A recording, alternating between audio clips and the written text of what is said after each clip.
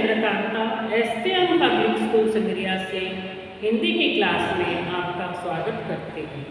तो बच्चों, आज हम पाठ 10वीं क्लास का पाठ है जो एक कविता है और जिसका शीर्षक है कब चले हम फिर। कवि है कैफी आज़ाद। तो इस कविता के पद्यांशों की व्याख्या मैं आपको समझाऊंगी। इससे पहले के वीडियो में मैंने आपको 2 पद्यांशों की व्याख्या समझा दी है, ठीक है।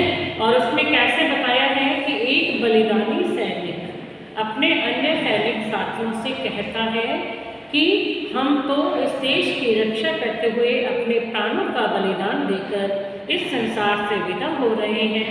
और अब वो कह रहा है कि हे मेरे साथियों, तुम भी जो है इस कड़ी को बनाए रखना, यानी अपने देश की रक्षा करने के लिए हमेशा तैयार रहना, क्योंकि अब यह देश तुम्हारे हवाले है, तुम इसकी रक्षा करना। तो अब हमने 2 पद्यांश इसके पढ़ लिए हैं, तो आगे जो तीसरा इसका पद्यांश है उसकी व्याख्या मैं आज आपको समझाऊंगी। तो तीसरा पद्यांश है, राह कुर्बानियों की न वीरान हो, तुम सजाते ही रहना नए काफिले, फतह का जश्न इस जश्न के बाद हो, जिंदगी मौत से मिल रही है गले, बांध लो अपने सर पे कफन साथियों, अब तुम्हारे हवाले वतन साथियों। तो क्या है पहली पंक्ति, राह कुर्बानियों की न वीरान हो।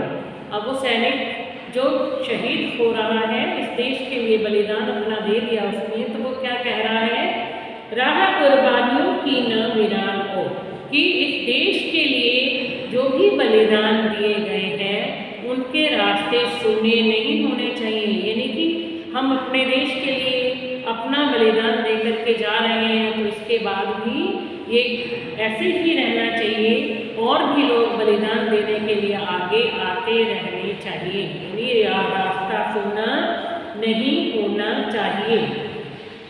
तुम सजाते ही रहना नए काफिले।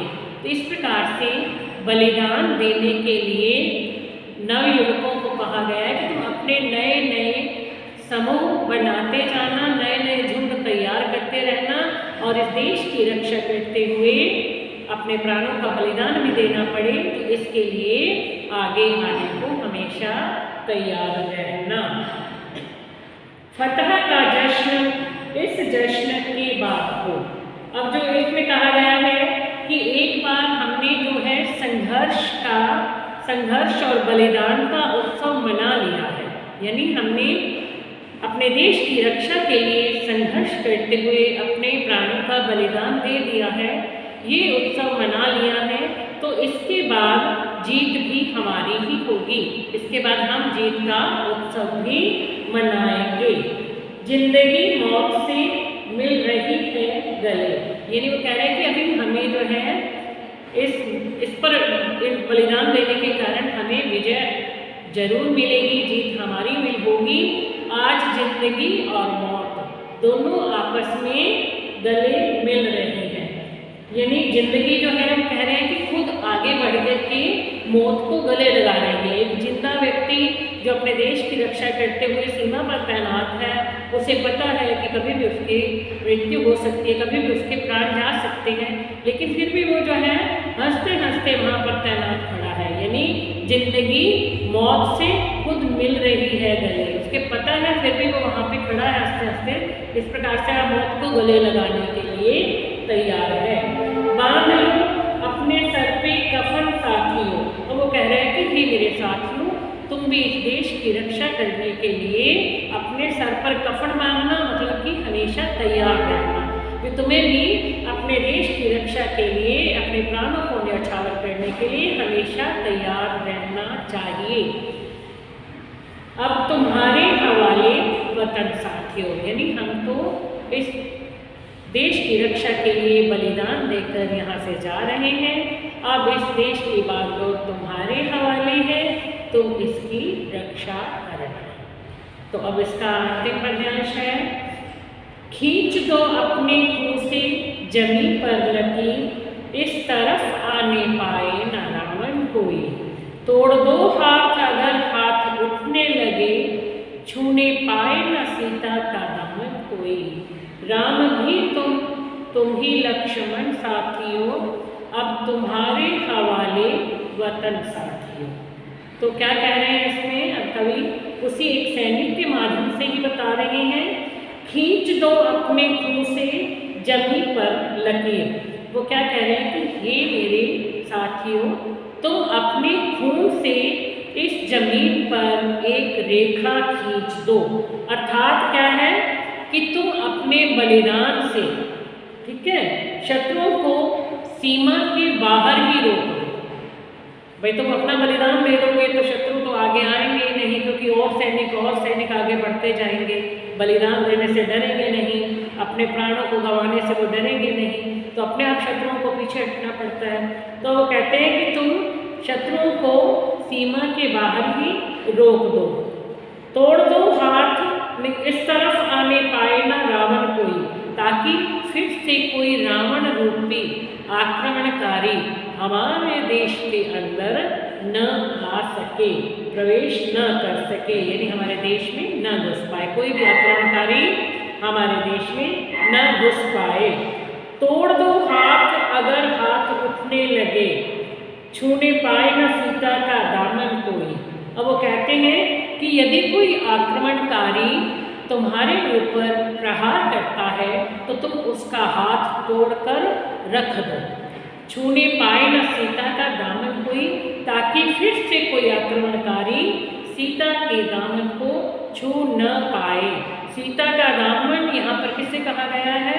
हमारे देश की पवित्र धरती को कहा गया है। इसलिए कि तुम उनके हाथों को तोड़ के रख दो, ताकि वो आक्रमणकारी फिर से हमारे इस देश की धरती पर पैर न रख सके, देश में प्रवेश न कर सके, देश को कोई नुकसान न पहुंचा सके।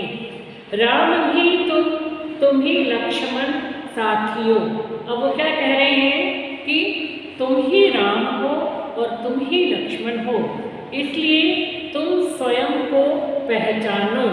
तुम ही भारत माँ की रक्षक हो और तुम ही इसके रखवाले हो। तो स्वयं को पहचानो और अपने देश की रक्षा के लिए, अपने प्राण न्यौछावर करने के लिए हमेशा तैयार रहो, आगे बढ़ते रहो, कभी पीछे नहीं हटो। अब तुम्हारे हवाले वतन साथियों कि ये देश, हम तो इस देश के लिए बलिदान देकर जा रहे हैं, अब यह देश तुम्हारे हवाले है, तुम इसकी रक्षा करना। तो बच्चों, ये चारों पद्यांशों की व्याख्या यानी सरलार्थ मैंने आपको समझा दिया है। तो सरलार्थ यानी सरल अर्थ में लिखा गया है। सरलार्थ, सरल प्लस अर्थ। तो इसका सरल अर्थ बताया है मैंने, क्योंकि ये हिंदी है। हिंदी की हिंदी आपको समझ आ रही है कि कर चले हम फिदा जानो तम साथियों, अब तुम्हारे हवाले वतन साथियों। तो इसको सरल अर्थ में मैंने आपको समझाया है। तो आप इस सरलार्थ को अपनी नोटबुक में भी लिख लेना, क्योंकि लिखने से आपकी जो लिखने की प्रैक्टिस है वो भी रहेगी।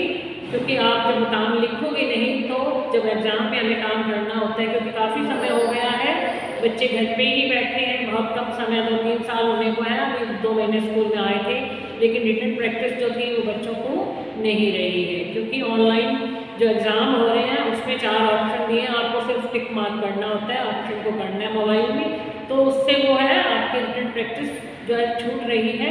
तो वो आपकी लिखने की जो प्रक्रिया है वो बनी रही, आपको लिखना भी जो है ढंग से आता रहे, मात्राओं की गलतियाँ भी ना हो। इसके लिए आप वीडियो देख के इसकी भाषा जो है वो बदलना, आपको जैसे जैसे समझ में आता है आप अपनी भाषा में कविता का सरलार्थ अपनी कॉपी में लिखें। Thank you.